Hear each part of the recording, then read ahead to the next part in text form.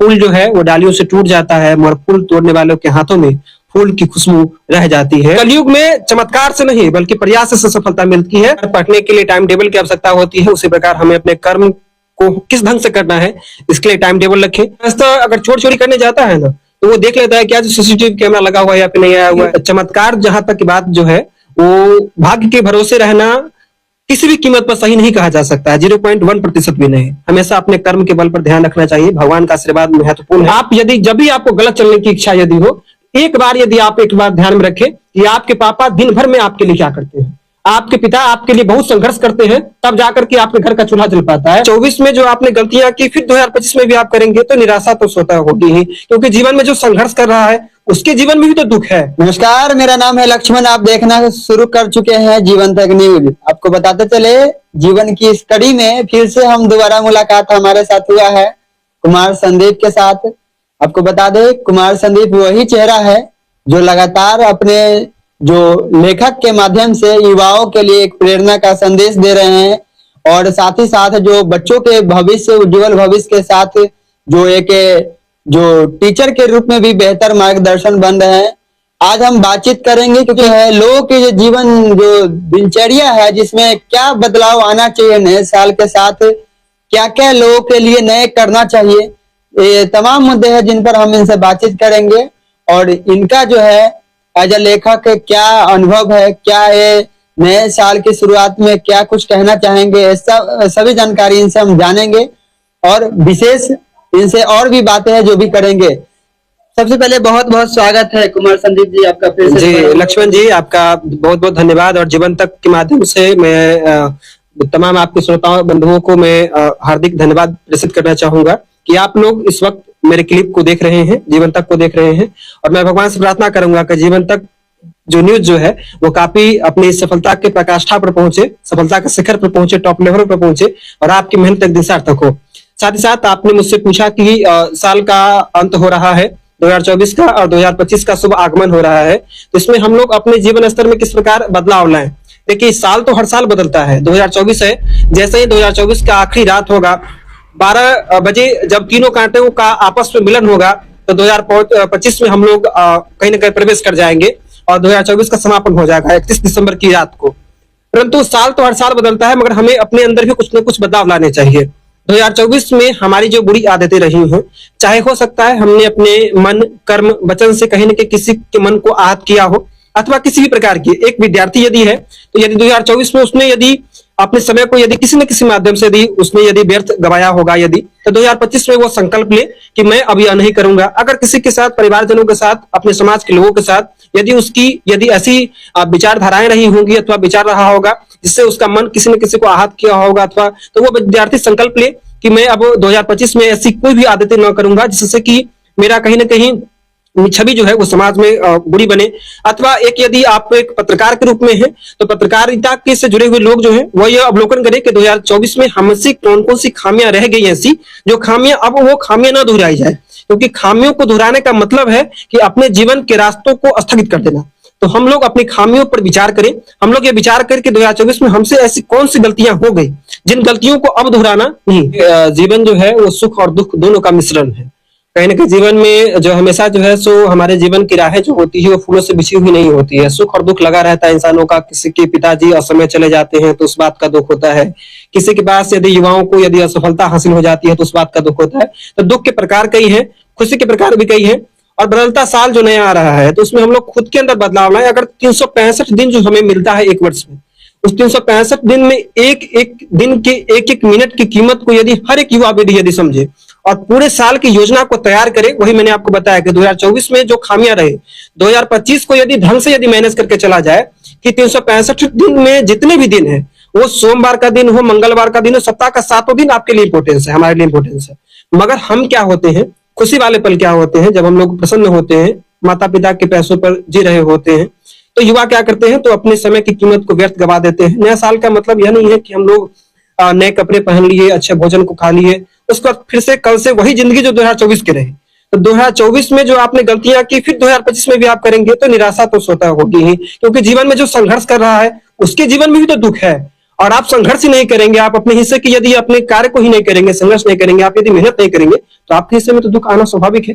तो जो समय हमारे पास है उस समय में हम लोग समय का समायोजित ढंग से यूज करें और हम लोग प्रयास करें कि अपनी खामियों पर हम लोग ध्यान दें और खुद को सर्वश्रेष्ठ न समझे, खुद को हमेशा शून्य समझे, संघर्षरत रहे, पापा की मेहनत को समझे। हर एक युवा पीढ़ी को मैं ये कहूंगा कि आप यदि जब भी आपको गलत चलने की इच्छा यदि हो, एक बार ध्यान में रखें कि आपके पापा दिन भर में आपके लिए क्या करते हैं। आपके पिता आपके लिए बहुत संघर्ष करते हैं, तब जाकर के आपके घर का चूल्हा जल पाता है, अन्यथा आपकी माँ चूल्हा नहीं चला पाएगी, उनके पास संसाधन नहीं होगा।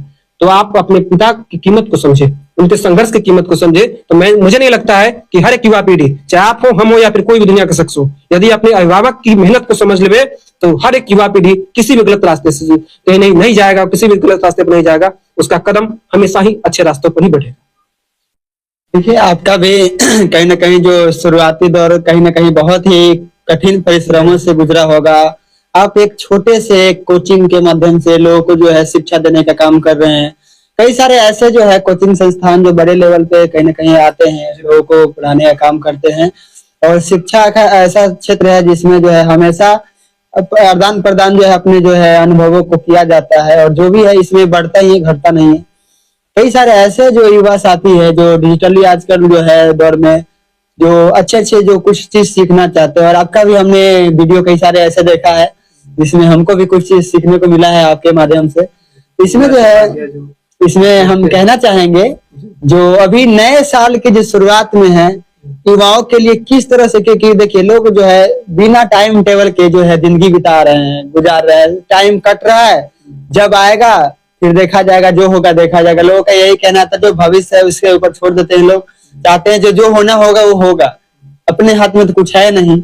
इसको कैसे देखते हैं लोग? बहुत हालांकि बात करें तो पहले से भी लोग जानते हैं, और उसी दृष्टिकोण से अभी जो हमारा समाज जो बना हुआ है उसी दृष्टिकोण से सभी जो है घुले मिले हैं। सभी वही कहते हैं जो भविष्य में होना होगा, जो हमारे भाग्य में होगा वही होगा। क्या भाग्य के भरोसे जिंदगी जिया जा सकता है? देखिए, जहां तक मेरी बातें रही, यदि मेरा अनुभव यदि आप लोग कहेंगे तो खैर मैं अपने आप को बहुत बड़ा महारथी मैं नहीं समझता हूँ। मुझे भी अपने जीवन विशेष सफलता नहीं मिली है, मगर जो भी माँ सरस्वती भगवती की प्रतिमा लगी हुई है उनके आशीर्वाद से जो भी मेरा विचारधाराएं हैं, उन विचारधाराओं के आधार पर मैं कहूंगा कि चमत्कार जहां तक की बात जो है वो भाग्य के भरोसे रहना किसी भी कीमत पर सही नहीं कहा जा सकता है, 0.1% भी नहीं। हमेशा अपने कर्म के बल पर ध्यान रखना चाहिए। भगवान का आशीर्वाद महत्वपूर्ण है, ये सभी लोग जानते हैं, उनके आशीर्वाद के बिना तो एक पत्ता भी यहाँ समा नहीं हिलता है। तो भाग्य के भरोसे पर न रह करके विशेषकर हम लोग अपने कर्म के भरोसे रहें। और साथ ही साथ जहां तक बात रही तो सतयुग में और त्रेता युग में और द्वापर युग में चमत्कार वाली जहां तक बात हुआ करती थी तो वो उस युग में हुआ करती थी, और जिस युग में हम कलयुग है, अभी कलयुग है, और कलयुग में चमत्कार से नहीं बल्कि प्रयास से सफलता मिलती है। लक्ष्मण जी को संघर्ष करना पड़ेगा, हर जगह पर जाकर के न्यूज को कवर करना पड़ेगा, तब लक्ष्मण जी की पहचान एक दिन हर क्षेत्र में बनेगी। संदीप कुमार की पहचान तब बनेगी जब वो अपने बच्चों के मन में पूरी ईमानदारी पूर्वक अपने कर्तव्य को निभाएगा, शिक्षा को एक बिजनेस के रूप में नहीं लेगा। एक सत्तासीन नेता जो कि अपने सत्ता की कुर्सी पर आसीन है, चाहे विधायक के पद पर हो, पंचायत समिति के पद पर हो, मुखिया के पद पर हो, उसको काम इसलिए करना होगा, उसको परहित को ध्यान में रखकर कार्य करना होगा। स्वयं के हित में जिस दिन वो काम करेगा उसको कान पकड़ करके जनता जो है उसको सत्ता से बाइज्जत उसको कुर्सी पर से बेदखल कर देगी। तो प्रयास से सफलता मिलती है। सत्ता की कुर्सी पर व्यक्ति बैठे हुए हो, साहित्य से जुड़े हुए लोग हो, शिक्षा से जुड़े हुए लोग हो, उन सभी लोगों को प्रयास करना होगा। प्रयास भी पूरी ईमानदारी से। थोड़ी सी बेईमानी यदि आपके कार्य क्षेत्र में यदि हुई तो आपको सत्ता से बेदखल कर दिया जाएगा। ईश्वर ने आपको समय के लिए सत्ता की चाबी दी हुई है, सफलता की चाबी दी हुई है, और जो ही उसका यदि दुरुपयोग कीजिएगा, जो ही जिस दिन माइक का ये दुरुपयोग किया जाएगा उस दिन आपकी सफलता आपके हिस्से में रहेगी। कि अधिकांशतः अगर चोरी करने जाता है ना तो वो देख लेता है कि आज सीसीटीवी कैमरा लगा हुआ है या फिर नहीं आया हुआ है, दक्षिण उत्तर पूर्व पश्चिम में कोई लोग हैं तो नहीं हमें देख रहे हैं, मगर एक दिशा वो देखना भूल जाता है। वो दिशा होता है आसमान का दिशा, और ऊपर वाला का दिशा जो है ना वहां पर 1 2 3 सीसीटीवी कैमरा नहीं लगा हुआ, वहां पर अनगिनत लाख सीसीटीवी कैमरा जो है वो जीवन तक के न्यूज को देख रहा है, संदीप कुमार की एक्टिविटी को देख रहा है, विधायक जी की एक्टिविटी को देख रहा है, सांसद जी की एक्टिविटी को देख रहा है, और ग्रामीण स्तर पर जितने भी पंचायत निकाय के जो लोग जो होते हैं, पंच हो, सरपंच हो, मुखिया हो, कोई भी पद, मैं किसी एक व्यक्तिगत व्यक्ति को नहीं कह रहा हूँ, जितने भी लोग हैं उनकी एक्टिविटी को सारे लोग वो देख रहे हैं। ऊपर वाले का कैमरा हमेशा ऑन है, उस कैमरे को ध्यान में रख करके कोई भी कर्म करते हैं। पढ़ने के लिए टाइम टेबल की आवश्यकता होती है, उसी प्रकार हमें अपने कर्म को किस ढंग से करना है इसके लिए टाइम टेबल रखें। जो भी कर्म हो आपके चैनल से जुड़े हुए लोग जो भी जिस क्षेत्र में अंतर्गत में काम करते हो, हमेशा यह ध्यान में रखिए, आपका जो कर्म जो है, आप जब नहीं रहेंगे, आप अगर लक्ष्मण कुमार जी अच्छे कर्म करेंगे, संदीप कुमार कुछ ना कुछ यदि अच्छे कर्म करते हैं, तो आपके कर्म की पहचान की खुशबू जो है वो यहाँ पर रहेगी। फूल जो है वो डालियों से टूट जाता है, मगर फूल तोड़ने वालों के हाथों में फूल की खुशबू रह जाती है। फूल ईश्वर के श्री चरणों में चढ़ जाता है, कुछ देर के बाद जिसको हम लोग जाति भाषा में मौल जाना कहते हैं, वो मौल जाता है, परंतु तोड़ने वालों के हाथों में खुशबू रह जाती है। हम लोग जो परफ्यूम लगाते हैं, उस परफ्यूम में भी फूल की खुशबू जो है वो रहती है। फूल मर करके भी हमारे आपको इत्र के माध्यम से भी अपनी खुशबू को बिखेर रहा होता है। तो जो भी हमारा कर्म है, उस कर्म को इतनी ईमानदारी से करे कि आपके और हमारे व्यवहार की खुशबू जो है, कर्म की खुशबू वो हमेशा बनी रहे। तो कर्म करने वक्त में यह ध्यान रखना चाहिए कि आप रहेंगे नहीं रहेंगे, आपका किया हुआ अच्छा बुरा कर्म जो है वो रहेगा। और हम अपने जीवन को कुछ इस ढंग से अपने समय सारणी को लेकर के चले कि हम लोग ये देखें कि हम जो भी कर्म कर रहे हैं उसका फल पड़ता है। तो कर्म फलित होता है, तो कर्म को ईमानदारी से पूर्वक किया जाना चाहिए, चाहे जो भी व्यक्ति जिस भी सेक्टर के अंतर्गत में कर्म करते हो। तो कर्म के प्रति अधिक होना चाहिए, ताकि जीवन में हम लोग न भी रहे, फिर भी हमारे कर्म जो है हमारे प्रतिनिधि के रूप में इस धरा पर मौजूद रहे। देखिए, और भी कई सारे ऐसे सवाल है जिस पे बातें करेंगे। फिलहाल अभी के लिए इतना ही, दीजिए विदा, फिर से नए कड़ी में आपसे मिलेंगे।